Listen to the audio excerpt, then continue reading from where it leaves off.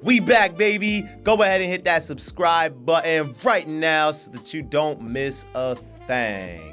You are now tuned in to the system behind the system. Welcome back to the DaVinci podcast. And on today's episode, we are going to travel beyond biomechanics. That's right, there is another level. So much science and research is coming out right now. The technology that we have to study the body is getting more advanced, and we're realizing that the structure and the architecture is much different than we once thought it was. That means that the body is made up a little differently than we expected. I'm bringing on an expert in the field to help me unpack this paradigm shift that is happening as a result. His name is Paul Thornley. He's based out of Dubai, and he's been in the field for over 25 years. He actually has a neuromuscular degree, and he's very informed on fascia. So buckle up your seatbelts and get ready to go beyond biomechanics. So up until this point, we have been viewing the body from a mechanical lens. And while that has served us well so that we can understand, study, and research how the body functions, moves, and just overall is structured, we are not mechanical at all. That would be like saying we are made up of metal nuts, bolts, and screws. And we're not. And that changes the game, right? Not saying there aren't mechanical, aspects to our movement. What I'm saying is that we are not mechanical as a machine would be. Yeah, some of you might disagree with me. You might be like, yeah, Neo, I'm a machine, right? I get it. And maybe you are, but truthfully speaking, we are not machines. We are organic, living life. And so we're structured completely different than how machines are structured. Thanks for jumping on here today with me. Let's jump right into it. In the States, right, and in my area, Lancaster, Pennsylvania, I'm starting to notice an uptick in fascia and kind of like people looking for connective tissue training or connective tissue body work in some way. It's not as popular as I'd like it to be yet, but I'm starting to see the interest begin to build and awareness and education around fascia, connective tissue, and kind of like different ways of looking at anatomy, or I should say more complete ways of looking at anatomy start to uptick.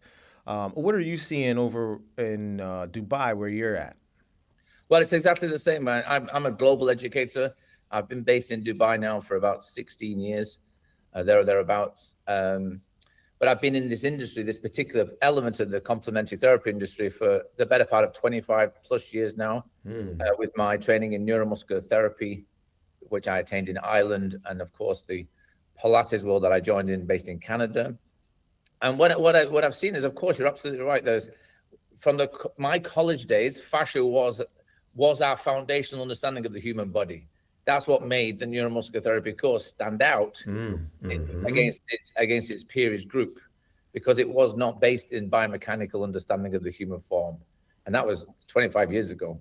However, now as it's become more commercialized, you're absolutely right. There's a lot more appetite and hunger and enthusiasm to learn the very latest thing. But what I'm also noticing is people are in a huge rush to attain something that they don't understand very well, and then apply it and integrate it with the knowledge they know little about also. And I think that's where the confusion is coming, and that's why it's not creating the momentum it should and the traction that's required for it to be much more effective in its delivery from an educational to an applicable approach to movement and rehabilitation approaches.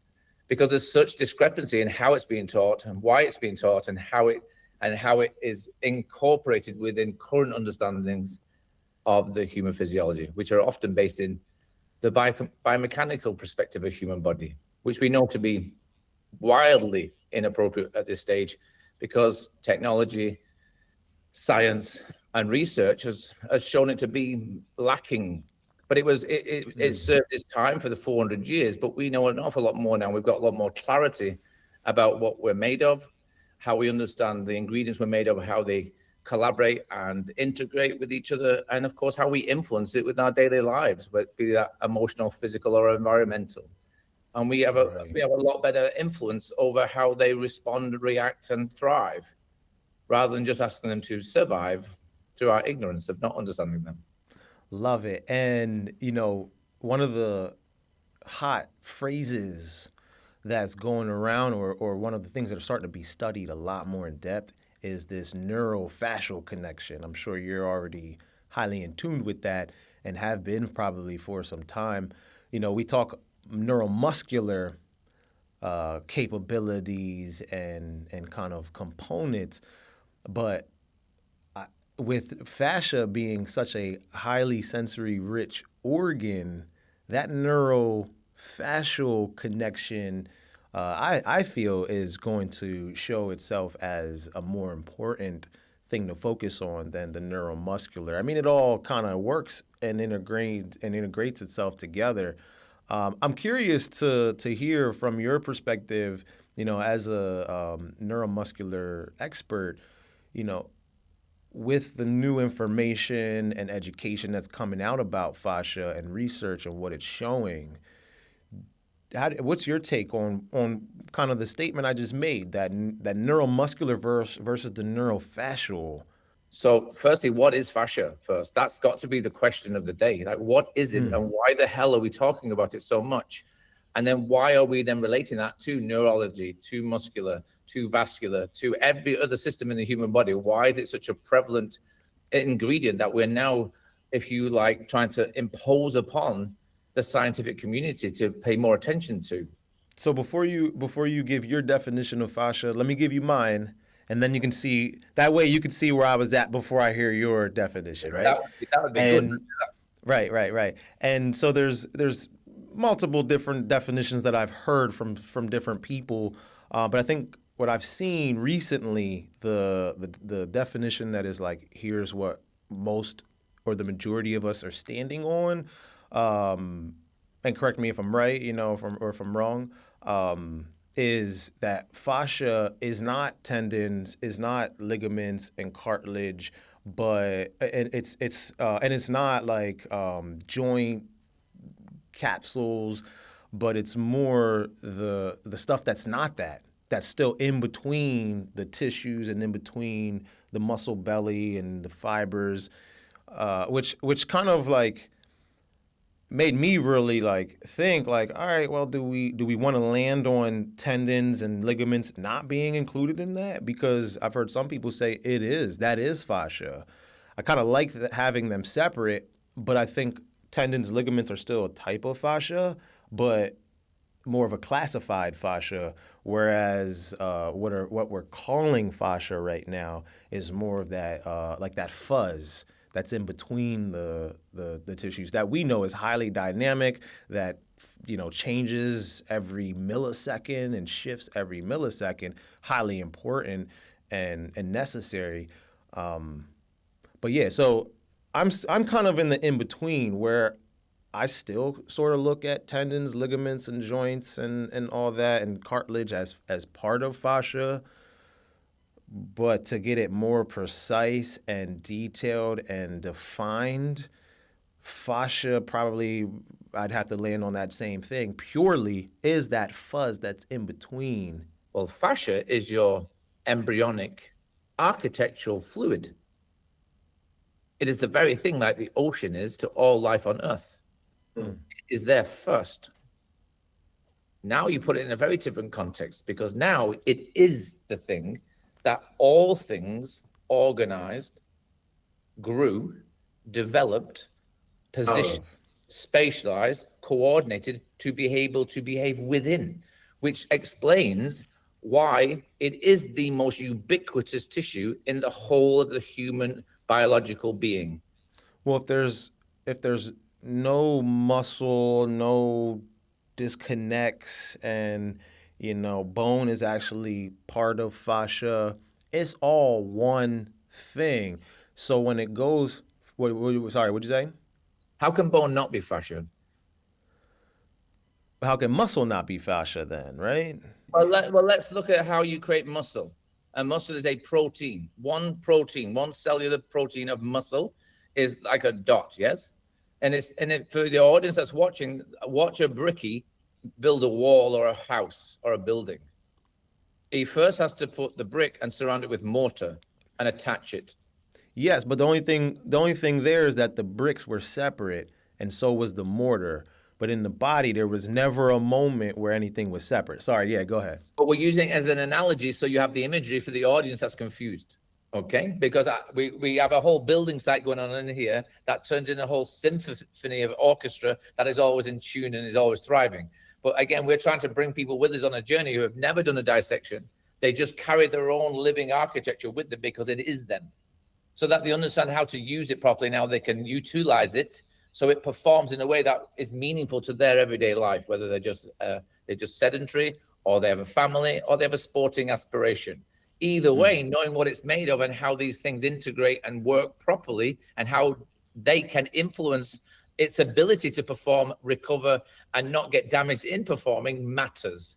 So we're building up a picture for them so that they go, that's why when Paul Thornley says the living body is an anti-stretching tissue that cannot stretch, when I think I'm stretching muscle, but I'm not, because I'm damaging the fascial environment that the muscle lives within. Once I give them the brick analogy, they'll go, oh, that makes total sense. You can't pull the bricks apart, otherwise the whole wall falls down. Because the thing that's holding those bricks in position is the white cement and mortar between them. And in their imagination, and the analogy is that the fascial environment that everything grows within and surrounds and interpenetrates everything, which is why it can't be a connective tissue, because it was never disconnected unless you have insult, injury, or surgical intervention. Then you need to know how those relationships of force manage their interrelationship and intercooperative abilities to allow movement to occur or resist deformation during movement.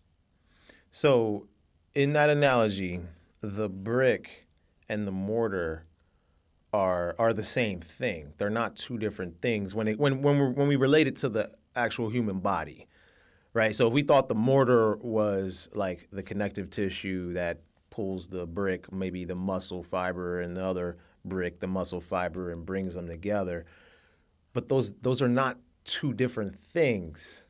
And that's the beauty. They are fabric that behave differently within the same environment. But we're talking one thing though. And that's the part that's like mind-blowing right now, is like you have a muscle fiber and a fascia fiber, but you're not talking about two different things. They may have different characteristics, but is it different characteristics of the same thing? Yes. So you have one thing that has multiple components and functions about it, but you're really just talking about one part or one area or one section or one fiber. You know, it has multiple different types of fibers. When we say muscle fiber, we're not saying or talking about something different from the fascia fiber. Because they're one.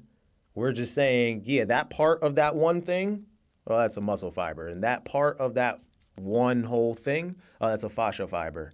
I look at it like the ocean. The ocean exists so that all life can exist and thrive on this universe, which is a miracle of Mother Nature. Because until now, it doesn't exist anywhere else in the whole known universe. And the ocean or water? Without the ocean, there is no life as we currently understand life to exist. Now, that said then, how does life originate in the ocean?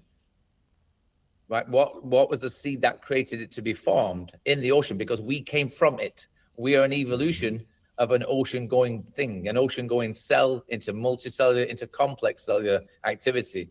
And we eventually ended up on land, but that's why it explains why everything we are is salty. That's the whole point, because we come from the same organic material that created Earth within the universe. It's why the only source of iron that's in a human being comes from a dying star. They know that to be true. We're literally made of stardust. Like, we know we're made of this collection of minerals and components that created the Earth we walk and live on.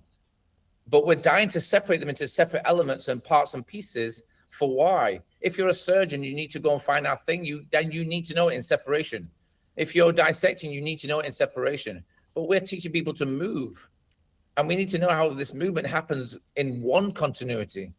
Like the whole body is moving all of the time, but it's how you get them to collaborate in efficiency and harmonize during movement, not collide because of movement. And that's where training matters then, because how people try to develop and overdevelop muscular strength or muscular size or the lean nature of muscle, which overwhelms the environment that muscular proteins are formed and resides within. Because yes, they are of the same fabric, but they are of a different texture, and muscle, as it creates force, tension, the fascial environment it lives within, which responds at a different time frame. And it's the fascia is known as the fabric of temporality, because it requires time to perform and adapt during transformation. Well, that's the whole body as well. Sorry? The whole body's like that. It takes time to get those adaptations. Even like when you're trying to increase your water intake, you try to go from half a gallon to a gallon, your body's gonna be like, no, wait, give me time to adapt. You slowly increase the water. Next thing you know, your new normal, because you've adapted, is a gallon. So it just takes time. Adaptation is a process of time, and fascia is that tissue that allows process to occur within itself. Love it. Because without it being healthy, then it is then dysfunctional and then very protective. So that's when we start to then see these terms come about what characteristics and behavioral patterns does our body reflect through certain elements within us. And we know that fascia, like you alluded to earlier, is the most sensory-rich tissue within us. It's where the vast majority of our sensory receptors live, which explains why we feel pain and discomfort and threat and joy and excitement in such varying ways, rather than in the muscular fabric, which we all assumed it lived. Where muscular tissues and proteins, they have mechanoreceptors that allow it to move and change force as it transmits force through the environment. That is monitoring how that force is being delivered, and does it want to transmit it or not? So a lot of what I do has changed over the last 5 years. And I've been trying to do it gradually, just because people, they come in and, we're doing workouts, regular fitness workouts, and they're expecting to lift weights and do this kind of stuff, squats, some functional movements. But now I'm trying to transition them into doing more connective tissue aware exercises or full body, whole system aware movements. And it looks different. The workout looks different. And it's continually evolving until it gets to the point where I think it's going to land and be at for a while. It's going to take us some time to get there, because we're used to doing this, and now we're going to more what is looking like functional training.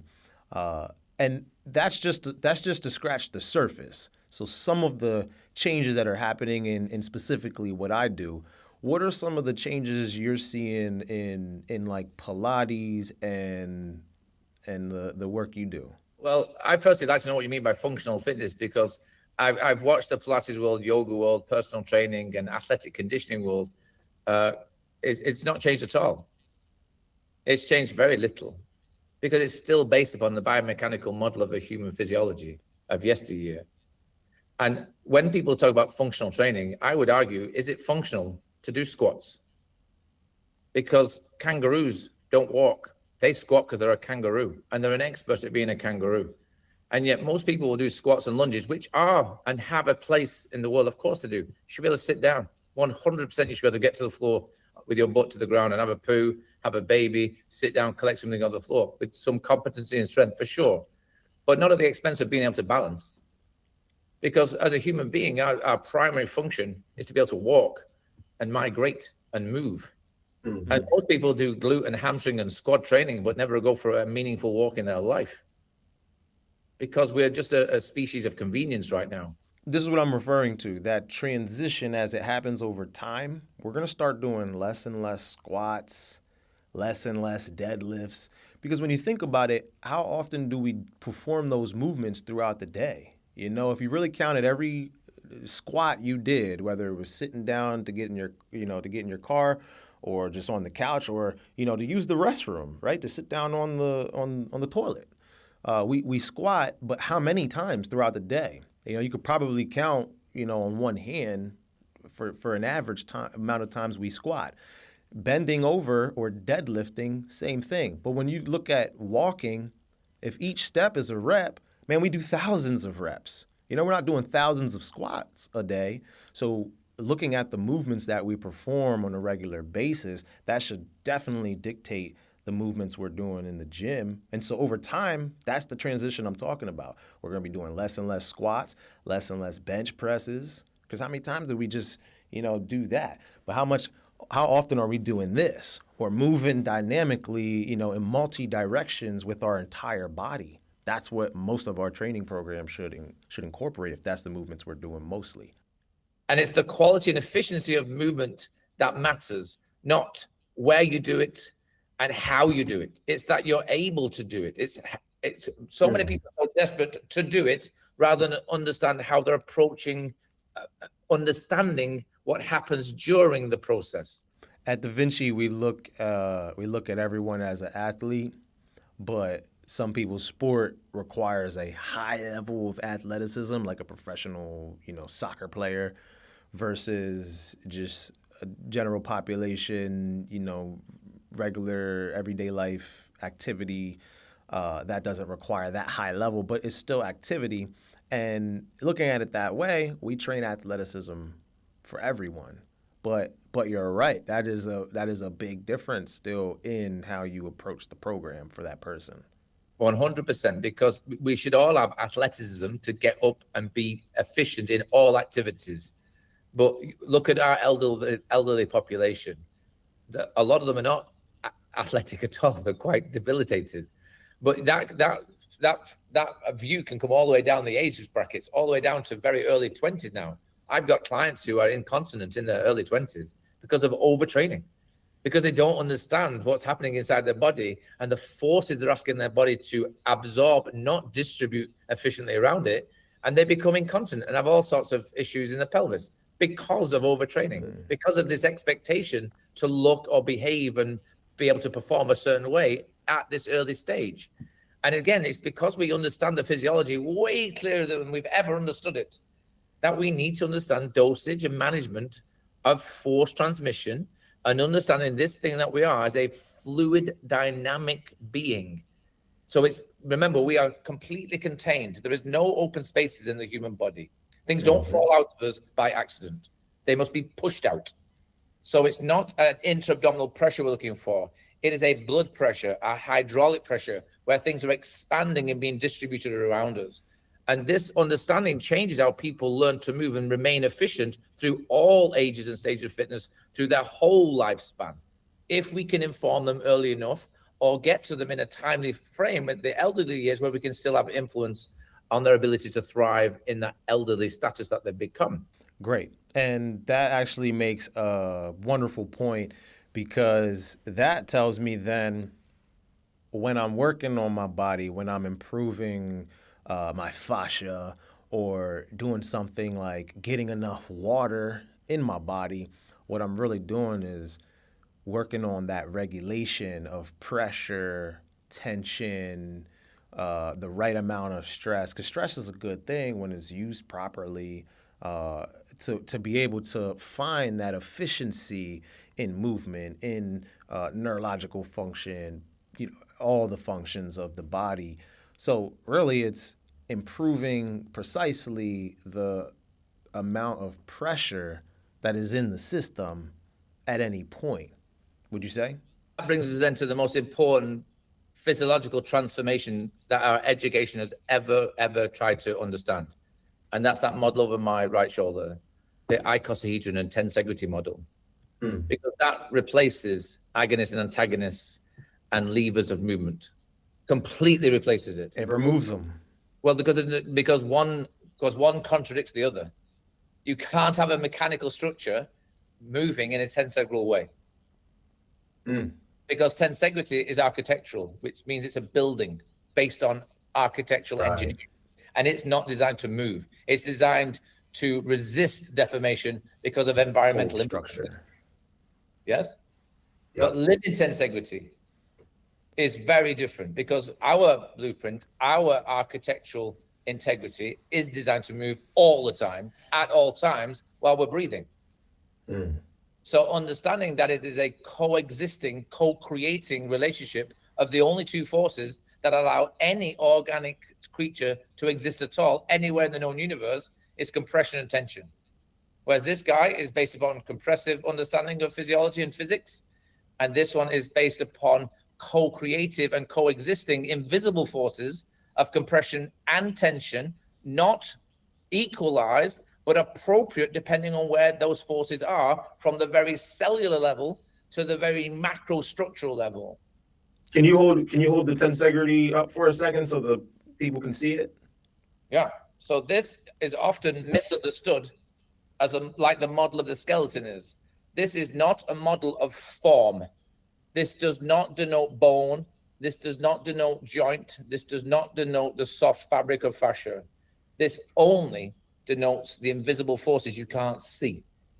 And that denotes that we have compressive struts, yes, that are not discontinuous because bones don't float in space and don't continue. They are 100% continuous throughout the whole body, throughout the whole living architectural myofascial matrix that it is.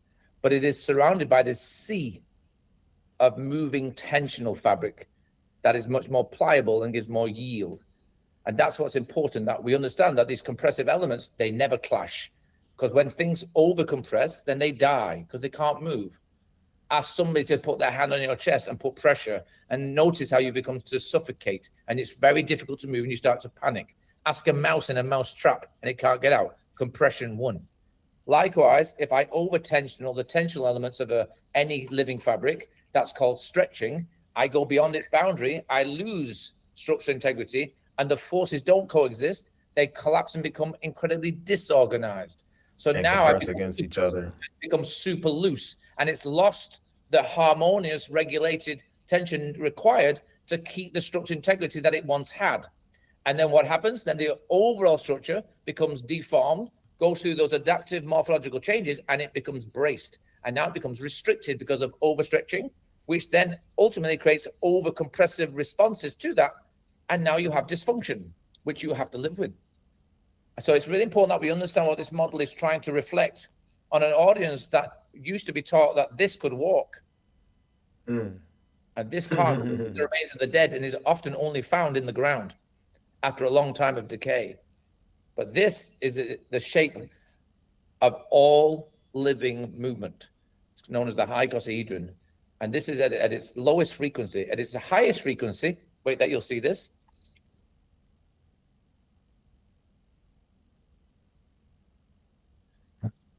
At its lowest frequency, it's an icosahedron. At its highest frequency, it is a sphere. Thank you for showing that, because that is what really takes it and connects the dots all the way. It's like, all right, what is this, thing you're calling icosahedron? That doesn't look like the human body at all. But when it's at its highest frequency, it becomes a sphere. We can relate that easily to the human body. Everything about the human body is round. Our eyeballs, our DNA, our fingers, our arm is a cylinder. It's all round. So that connects the dots. And I'm glad you showed that. Well, that's what's so important, that we understand why we've learned it, so that we can understand it, so we can interpret it when we watch somebody use themselves in a linear way, where linearity is the curse of human movement. And we see it in every facility on the planet. Otherwise, the morphological changes wouldn't occur when you see a bodybuilder transform into a structure that can't move, and certainly not efficiently, generally. Weight training now is bodybuilding in another disguise. It's one thing to be selfish and really devote yourself to that incredible art of bodybuilding, and it's quite different to do effective, useful weight training. It's very different. It's completely different, because the weights you should be able to pick up and run around the room with. Now you're moving in the round. So huge paradigm shift in many different ways. Neo, this is the problem. This is the problem. It's like if I want to go to Brazil, if I want to move to Brazil, Brazil speak Portuguese and a version of it. I can't arrive there with my Wiganese and be accepted. If you speak biomechanical, and then you try to, and that's based from the 17th century, and then you take an understanding and a language and a description that completely contradicts the language that you explain human movement in, and you try to superimpose the newest research on top of an archaic explanation of the human body, of course it contradicts itself. It can't work. I've done that before, actually, Paul. When I first started really like diving into this stuff and starting to integrate it into my work, I went all the way there. I lost some people. I actually had some people say, is this gonna benefit me? Okay, I understand this is very, important, but it's not what I feel is doing the best for me. Like, this feels like it's doing better for me, So I was like, all right, let me back this up. Let me pull back and start where people are at. But I know I'm bringing them along the journey to get them to the point of the paradigm shift. The industry is going to have to do it, right? And it may already have, like you said, we're there already. But some people are not there already. I'm there with you. I'm hoping to lead them there gradually, sooner than later, hopefully. But some people, it takes time, right? Adaptation. People have to adapt to this new information and knowledge. And just like fascia, it's going to take some time. We are not designed as a human being to exercise. No other animal on this planet exercises in the regimes that we do and calls it healthy, functional, or necessary. But they all move magnificently. As a human being, we have a particular movement style and millions of variations of the same style, because we are a variety of variations within the same species. And what I admire the most is what people are capable of with their bodies if they're guided well. And rehabilitation is just unnecessary. We take ourselves and we deform ourselves and we abuse ourselves to such extent in the guise of getting healthy and fit that we often end up being spectators of the things we really like doing, because we've injured ourselves and gone too far too quick. And we've exhausted our capacity to recover and resynthesize the quality of tissue that allows us to continue participating. So think twice before you take part in extreme things infrequently. Think of why you're doing something and enjoy the very thing you like doing, but do it well. Do it to the very best of your ability. Take up any sport, but become skilled at it. So there's this one thing, Neil, I'll finish with this with you, but any learned skill, from driving a car, playing an instrument, or moving with your human body in any art form, firstly, you have to recognize you're incompetently incompetent. You're unconsciously incompetent. You do not know you didn't know. And to know that, you must then become consciously incompetent. So you're aware that you don't know before you go to the learning phase of being consciously competent to finally being unconsciously competent, and it's second nature. And you move intuitively and instinctively rather than thinking you move intellectually. So enjoy your life. We've only got one of them. Don't hold yourself back. Don't wait for somebody to give you permission to try something new. Go try it. See how it rocks your boat. And if you like it, do it 10 times a day. Makes sense?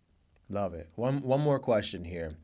So out of like all the changes that are happening as a result of this new information and this new tissue we're studying, fascia, what is the biggest paradigm shift that you feel is disrupting the most? We still call fascia a connective tissue, because fascia is not a system, it's an environment. And while we keep trying to compartmentalize and reduce things to separation, while we discuss it in separation rather than understand its harmonic relationship and its collaborative effect with everything, then it will always be confusing. Which is why, if I may just, see this book over my shoulder? Mm-hmm. This is one of 5 by my colleague, Dr. Joanne Avison. And I wrote an article in here. One of the chapters is wrote by me and John Sharkey and Dr. Karen Kirkness, Helen Eady, and of course, Joanne. And this tells us the history, the mystery, and the magic of human physiology. This is one of 5. This is Myofascial Magic in Action. This is one of our new courses. And it's about how we understand micro movement and how we introduce this micro management of these micro introductions so that you can understand the physiology of macro play. It is phenomenal. It's been 2 years endeavor, and our course is up and running now. But the second book is coming out. It's been written and it'll be out in Okay, the new year. awesome. And that then challenges everything you've ever heard of in the world of fascia and physiology, from its historical past to its current day. And every person and character that has mentioned fascia is in it and will be exposed about the relationship and the relative explanation of their storytelling capacity. Because all knowledge is about telling stories. And some stories are more compelling than others. But a lot of stories are just interpretations and figments of people's imagination rather than a relationship of reality and the truth. And that's what we're trying to bring to the table now. Let's face reality and the truth so we all go together confidently rather than have to keep unweaving these stories and mythical explanations that really are not in the fabric at all.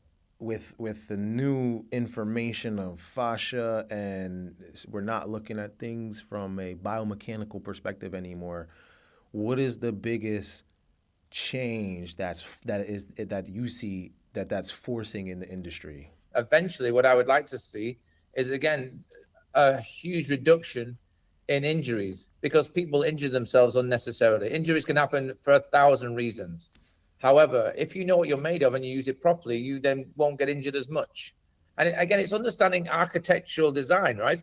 Like a turtle will not do a cartwheel on dry land. It can't. But a heifer, a cow, will jump a 6-foot wall. I've watched it happen. I watched it. And knowing how these two things are true can explain, because we understand what these biological forms are made of and why those characteristics allow those activities to occur, starts making you look at yourself differently. Because understanding what this fabric can do and is more than capable of doing without the consequences and ramifications of becoming a spectator to life as it passes us by, because we injure it and damage it and create pathologies that are of our own doing, I think is a shame.